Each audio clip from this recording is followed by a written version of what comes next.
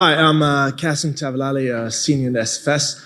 I was wondering if you have any stock tips for any of the students. You know, we're all trying to make a little living. I didn't think they taught that at Georgetown. The best investment I ever made. Well, I bought a book in 1949 by a fellow named Ben Graham called The Intelligent Investor. I don't remember what I paid.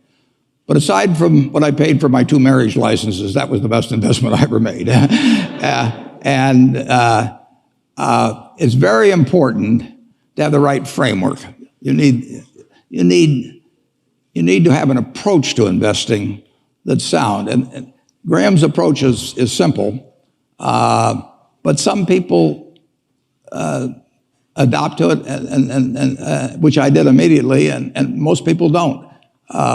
But if you have the right philosophy, you will find opportunities as you go through the next 20, 30, 40, 50 years. And frankly, you're most likely to find them when in periods like 5 years ago when we were having the panic. I mean, stocks sell at silly prices from time to time. Most stocks at one time or another sell at very silly prices.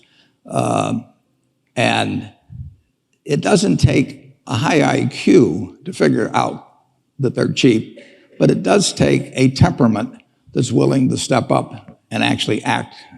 I tell people, if they're going in the investment business, if you got 160 IQ, sell 30 points to somebody else because you won't need it. I mean, I figured out very early, you don't have to be that smart in this business, which is fortunate, but you do have to have the right temperament. And you have to be able to ignore what other people are saying and simply look at the facts and decide, is this stock which is selling at X worth 2X?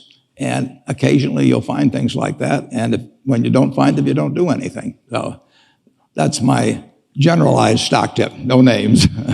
I'll make it simpler. Just buy Bank of America and you'll be set. Yeah. It worked all right for him. Yeah, that's right. That's right. In fact, I've told students, if when they got out of school, they got a punch card with 20 punches on it, and that's all the investment decisions they got to make in their entire life, they would get very rich because they would think very hard about each one. And you don't need 20 right decisions to get very rich. You know, 4 or 5 will probably do it over time. So I don't worry too much about the things I don't understand.